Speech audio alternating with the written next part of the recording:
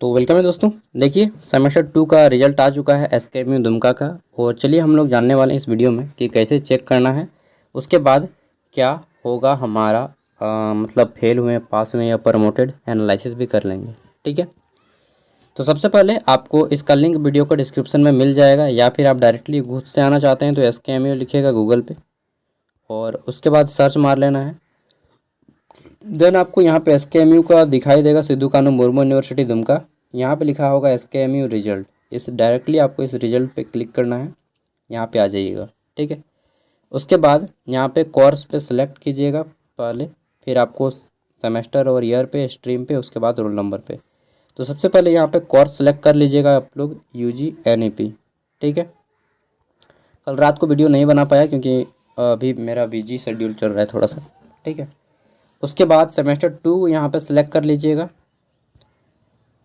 ठीक है, then stream stream चुनने में बहुत से लोगों को दिक्कत आ रहा है। देखिए यहाँ पे जो लोग वोकेशनल रखें वो लोग वोकेशनल यहाँ पे सिलेक्ट कर लीजिएगा। ठीक है, अरे बाबा कितना मोटा हो गया उसके बाद आपको यहाँ पे जो लोग कॉमर्स के कैंडिडेट हैं वो लोग कॉमर्स सेलेक्ट कर लीजिएगा।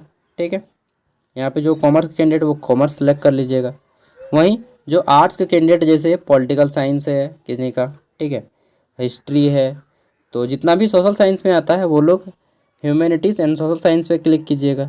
ठीक है, वहीं जिनका भाषा का पेपर है जैसे हिंदी हो गया, इंग्लिश हो गया, ठीक है, या फिर संथाली जो भी है, तो आप लोग ह्यूमैनिटीज़ में सेलेक्ट कीजिएगा, भाषा वाले ह्यूमैनिटीज़ में सेलेक्ट कीजिएगा। ठीक है, और मैथमेटिकल स्टैटिक्स ये नहीं लगता है मुझे कोई होगा। नेचुरल साइंस में बीएससी वाले, ठीक है, यहाँ पे नेचुरल एंड फिजिकल साइंस में जितने बीएससी वाले हैं वो सभी इस पर क्लिक कर दीजिएगा, आ जाएगा। ठीक है, और नहीं सकते हैं तो सब एक एक करके ट्राई कीजिएगा, आ जाएगा। ठीक है, मतलब इधर नहीं जाना, इधर तो आपका एमए का हो जाएगा। आपका जो है न्यू कोर्स यहीं तक है, कहाँ तक, ये यहीं तक, कॉमर्स तक। ठीक है, तो जैसे कॉमर्स का कैंडिडेट या का हमको रिजल्ट चेक कर लेना है। ठीक है, तो मैं यहाँ पे कॉमर्स एंड मैनेजमेंट पे सिंपली क्लिक करता हूँ। उसके बाद यहाँ पे आपको रोल नंबर टाइप कर लेना है एंड गेट रिजल्ट पे क्लिक करना है। चलिए मैं करके दिखाता हूँ। अब देखिए यहाँ पे एक कैंडिडेट का रिजल्ट आ गया है। ठीक है, मैं नाम वगैरह सब कुछ हाइड कर दिया हूँ ताकि किसी का पर्सनल इन्फॉर्मेशन लीक ना हो। यहाँ पे देखिए मेजर पेपर 2, 3 सबका था। हाँ, तो यहाँ पे जो एक्सटर्नल एग्ज़ाम बोला गया है, एक्सटर्नल थ्योरी, वह इसमें कितने लाए हैं, 32 नंबर लाए हैं। ठीक है, और इंटरनल थ्योरी मिला है 16 नंबर, कुल मिला के हुआ है 48 नंबर। और एमजे पेपर 3 में इनका कितना आया है, तो 17 नंबर आया है। एक्सटर्नल एग्ज़ाम जो एग्ज़ाम देने जाते हैं आप सेंटर में वो एक्सटर्नल हुआ। इंटरनल जो आपका खुद का कॉलेज होता है वो दिया 14 नंबर, कुल मिला के 31 नंबर लाए हैं। तो इसमें ये फेल कर गए हैं। ठीक है, और फिर आगे देख लेते हैं। सी मतलब आपका पास है, ठीक है, एफ मतलब फेल है। उसके बाद माइनर पेपर देखिए 2, इसमें डिजास्टर मैनेजमेंट रखे थे इन्होंने, जो भी आपका है माइनर पेपर में देख लीजिएगा। ठीक है, तो इनका एक्सटर्नल मिला है 30 नंबर और इंटरनल मिला है 40 नंबर, कुल मिला के 40 नंबर आया। इसमें भी ये पास है। ठीक है, आगे देख लेते हैं। तो देन हमारा एईसी पेपर है जिसमें कम्युनिकेशन इंग्लिश था, इनको एक्सटर्नल मिला है 14 नंबर जबकि फेल हो गए हैं। ठीक है, सेक पेपर में देखिए, तो सेक पेपर जो मैथमेटिकल एंड कंप्यूटेशनल थिंकिंग मात्र 8 नंबर आया, फेल हो गए हैं। ठीक है, एमडीसी पेपर जो था labour and social welfare 43 number आया है, इसमें ये पास हैं, B+। अगर आप पास हो जाते हैं तो A+, B+, C+ ग्रेड आता है। ठीक है, अब देखिए यहाँ पे सोचने वाली बात है कि हम पास फेल और कितना कितना में है। तो देखिए ये जो आपका मेजर पेपर है 2 और 3, ठीक है, ये मेजर पेपर 2 को, मेजर पेपर 2 एंड 3, इसमें अगर आप देखिए एक्सटर्नल था 75 नंबर का और इंटरनल था 25 नंबर का। ठीक है, एक्सटर्नल में यहाँ पे अगर आप 30 नंबर लेते आते हैं, 75 में 30 से ज़्यादा लेते आते हैं तो आप इसमें पास, या 30 भी लाते हैं तो इसमें पास। और इंटरनल में 25 में अगर आप 10 नंबर लाते हैं मिनिमम तो आप इसमें पास माने जाएंगे, उससे कम लाएंगे तो फेल माने जाएंगे। अब इनका केस में क्या हुआ, यहाँ पे इन्होंने 30 नंबर लाना था, मेजर पेपर 2 में 32 नंबर लाया, पास हो गए। इंटरनल में 10 नंबर लाना था, 16 नंबर लाए, पास हो गए। तो इनको ग्रेड मिला है ग्रेड C। ठीक है, अब देख लेते हैं, तो इनका जो मेजर पेपर 3 था, इसमें इनको लाना था 75 नंबर का एग्जाम था इनका, ठीक है। मेजर पेपर 3 सबका होता है 75 नंबर का, तो इनको 30 नंबर लाना था। तो ये कितने नंबर लाए? 17 नंबर। और इंटरनल में 10 नंबर लाना था, तो इन्होंने 14 नंबर, यानी कि इंटरनल तो पास हैं लेकिन ये एक्सटर्नल में फेल कर चुके हैं। तो दैट मीन्स ये फाइनली फेल हो चुके हैं इस सब्जेक्ट में, ठीक है। आगे देख लेते हैं, वहीं हम लोग बात कर लेते हैं। तो माइनर पेपर 2 में आते हैं, डिजास्टर मैनेजमेंट। इसमें इंटरनल में लाना था इनको कितना नंबर? 30 नंबर। तो इनका ठोका ठोका 30 आ गया, 30 लाना था और 30 से आया है, ठीक है, उससे 1 नंबर भी ज़्यादा नहीं आया है। और इंटरनल में लाना था 10 नंबर 25 में, तो 10 नंबर मिला है, कुल मिला के 40 नंबर। तो 100 में 40 नंबर आया, ये पास हो गए, ठीक है। तो इसमें भी पास हैं, इसमें पास, एगो में फेल हैं अभी तक। आगे देखते हैं, कम्युनिकेशन स्किल इंग्लिश, ये आपका था 50 नंबर का। इसमें आपको 50 में 20 नंबर लाना था, ठीक है, यहाँ पे। तो इनका कितना आया? 14 नंबर। अगर आपका भी 20 नंबर आ जाता है तो पास, 20 से कम आता है 19 आ जाता है तो फेल, ठीक है। तो इनका 14 नंबर आया, इस सब्जेक्ट में ये फेल हो गए, ठीक है। आगे देख लेते हैं, देन आता है हमारा यहाँ पे सेक का paper, mathematical and computational thinking. ये कितना मार्क्स का था? मैथमेटिकल एंड कंप्यूटेशनल थिंकिंग जो था आपका कितना मार्क्स का था जी? मुझे भी याद नहीं आ रहा, 50 नंबर या 100 नंबर। तो ये जो पेपर था मैथमेटिकल वाला, ये आपका 75 मार्क्स का हुआ था, ठीक है। और इसमें आपको लाना था 30 नंबर, जिसमें से कितना नंबर लाए हैं? 8 नंबर। तो इसमें भी ये फेल हो गए, ठीक है। 30 नंबर लाना था, 8 नंबर लाए, फेल हो गए। कम से कम 30 आएगा तभी आप इसमें पास माने जाएंगे, ठीक है। आगे देख लेते हैं, तो अंतिम पेपर था MDC पेपर 2 का। इसमें आपका लेबर एंड सोशल वेलफेयर था। तो इसमें लाना था आपको कितना नंबर? तो इसमें 100 मार्क्स का पेपर था या 75, मुझे याद नहीं आ रहा है, ठीक है। तो ये भी आपका 75 मार्क्स का था ना। तो ये भी आपका 75 मार्क्स का था, सोशल एंड लेबर। तो इसमें भी आपको 30 नंबर लाना था, ठीक है। मतलब समझ लीजिए कि जो पेपर आपका 50 नंबर का था, उसमें अगर आप 20 नंबर लाते हैं तो पास हैं। अगर पेपर 75 नंबर का है तो 30 नंबर लाते हैं तो पास हैं, ठीक है। अगर पेपर 100 नंबर का है तो आप 40 नंबर लाते हैं तो पास हैं। न्यू एजुकेशन पॉलिसी में ये रूल रखा गया है, ठीक है। और न्यू एजुकेशन पॉलिसी लाया भी इसीलिए गया है क्योंकि सभी बच्चे पास ना कर पाएँ, बहुत कम बच्चे पास कर पाएँ, ठीक है। क्योंकि ग्रेजुएशन हो जाएगा तो बच्चे भीड़ हो जाते हैं, फिर रोज़गार मांगते हैं, रोज़गार गवर्नमेंट दे नहीं पाती है। तो न्यू एजुकेशन पॉलिसी है, इतना आसानी से आप लोग ग्रेजुएशन कैसे पास कर जाइएगा? मैंने शुरू से बोला था कि मैथ और इंग्लिश जो है ना, इंग्लिश तो पास भी कर जाइएगा, मैथ बहुत टफ है। और फेल भी किए आप में से, रिजल्ट वैसा ही आया जैसा सब यूनिवर्सिटी का। और जो BBMKU है धनबाद, ठीक है, यूनिवर्सिटी, वहाँ पे 80% बच्चे मैथ में फेल हैं। विनोबा भावे यूनिवर्सिटी जो है आपका, विनोबा भावे में, वहाँ पर भी 70+ बच्चे फेल हैं, 70% प्लस, ठीक है। रांची का नहीं आया, रांची का जब रिजल्ट आ जाएगा तो यहाँ पर भी आपका मोर देन 60% बच्चे फेल हो जाएंगे। NPU का भी अगर रिजल्ट आएगा तो वहाँ पर भी 80% बच्चे फेल हो जाएंगे। 80% जहाँ जहाँ फेल कहाँ हो रहा है? जहाँ का पेपर पूरा का पूरा इंग्लिश में आया था, ठीक है। रांची का पेपर हिंदी इंग्लिश दोनों में आया था, तो यहाँ पे कम बच्चे फेल होंगे। और विनोबा भावे का भी पेपर पूरा का पूरा इंग्लिश में आया था, तो यहाँ पर भी बच्चे बहुत ज़्यादा फेल करेंगे। एक यूनिवर्सिटी ऐसा है जहाँ पे ये पेपर नहीं रखा है, वह है आपका कोल्हान यूनिवर्सिटी चाईबासा का, ठीक है। वहाँ पे इस सब्जेक्ट को रखा ही नहीं गया है, तो वहाँ के सभी बच्चे पास कर जाएंगे, ठीक है। चलिए, तो ये था। अब आप लोग का है कि मान लीजिए हमने तो फेल कर गया, टोटल कितने सब्जेक्ट में फेल किए हैं? जैसे ये एक हो गया इनका, एक सब्जेक्ट, ठीक है, 2 सब्जेक्ट, और ये 3 सब्जेक्ट। 3 सब्जेक्ट में ये क्रॉस किए हैं, कितना में? टोटल 6 सब्जेक्ट में 3 सब्जेक्ट में क्रॉस, 3 गो में पास, ठीक है।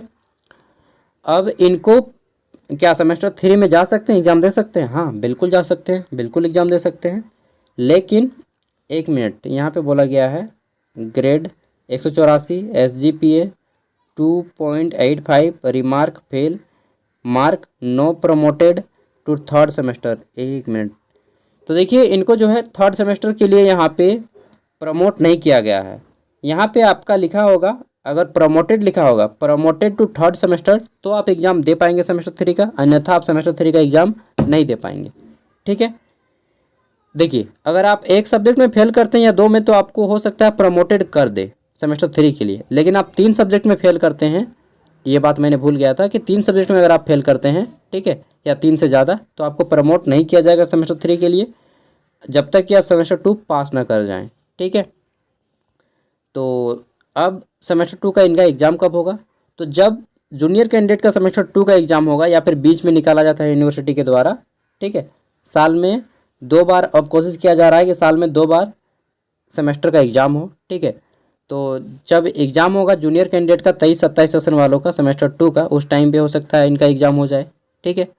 या फिर ऐसा हो सकता है कि बीच में अगर किन्हीं सेमेस्टर का एग्ज़ाम होता है उस टाइम पे भी एग्ज़ाम हो जाता है छूटे हुए कैंडिडेट्स का, ठीक है। जो फेल कैंडिडेट होते हैं, अगर कभी एग्ज़ाम होता है किसी सेशन का, किसी भी सेशन का, तो बीच में उनको जोड़ लिया जाता है, ठीक है। तो ज़्यादातर संभावना है कि अब जब 23-27 सेशन का एग्ज़ाम होता है सेमेस्टर 2 का, ठीक है, उस टाइम पे जितने कैंडिडेट हैं उनका एग्ज़ाम होगा 23-27 वालों में, ठीक है, 22-26 वालों का सेमेस्टर 2 का एग्ज़ाम होगा, उस टाइम पे आपका भी एग्ज़ाम होगा। तब तक के लिए क्या कीजिएगा, घर पे बैठिएगा। इसलिए मैं बोला था शुरू से ही कि यार आप लोग जो है इग्नू में एडमिशन करवा लीजिए अगर आपको ग्रेजुएशन करना है तो, IGNOU, ठीक है, Indira Gandhi national open university. यहाँ से 3 साल का कोर्स होता है इग्नू में। कोई मैथ नहीं पढ़ना होगा, कोई आपको इंग्लिश नहीं पढ़ना है, कोई अदर सब्जेक्ट नहीं पढ़ना है, जो आप चुन सकते हैं। हिंदी, इंग्लिश आपका रहेगा, हिस्ट्री रहेगा, जो आपका ऑनर्स पेपर है वही सब पढ़ना होगा, ठीक है। सबके बस की बात नहीं है, सच बता रहा हूँ, सबके बस की बात नहीं है मैथ साइंस ये सब पढ़ना, ठीक है।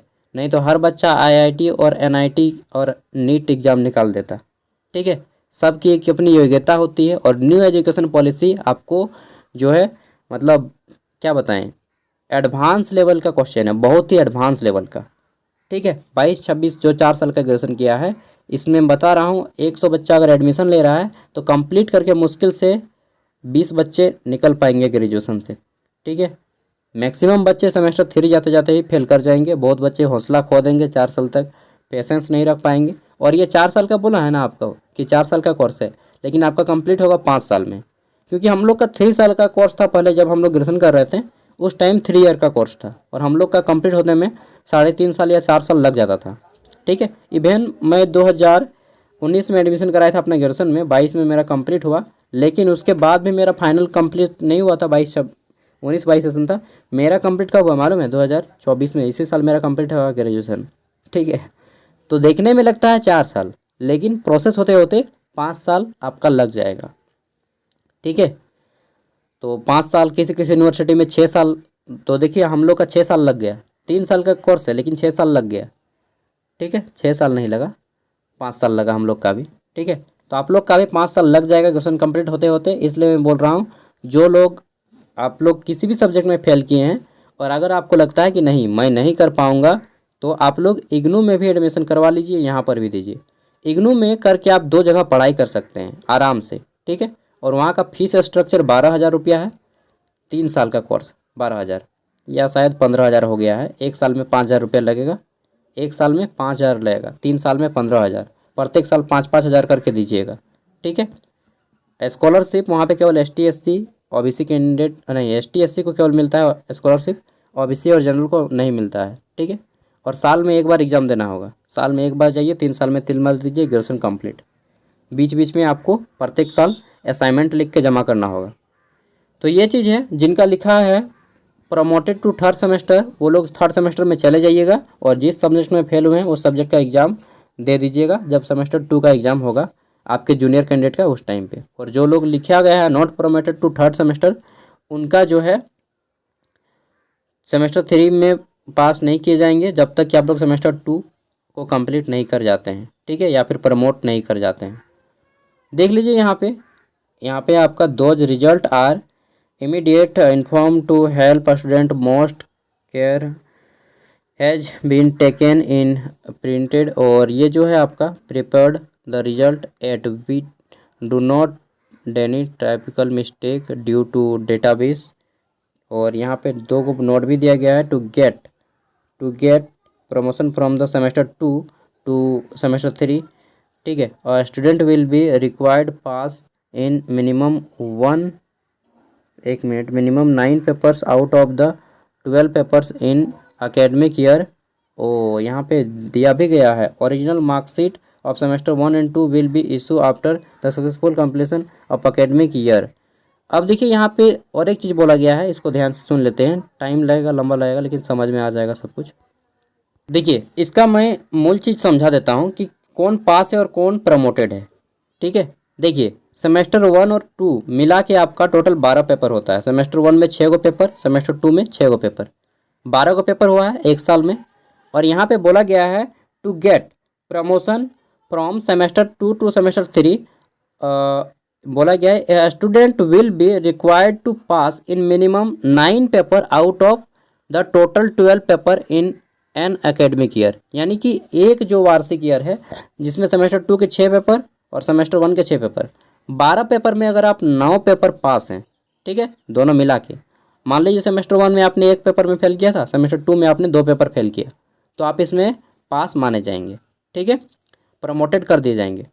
चाहे आपने सेमेस्टर 1 में एक भी पेपर में फेल नहीं किया और सेमेस्टर 3 में आपने 3 पेपर में फेल कर दिया, सॉरी सेमेस्टर 2 में आपने जो है 3 पेपर में फेल कर दिया, यानी कि 12 में से अगर आप किसी भी प्रकार से 9 पेपर में पास हैं तो आप सेमेस्टर 3 के लिए प्रमोटेड हो जाएंगे।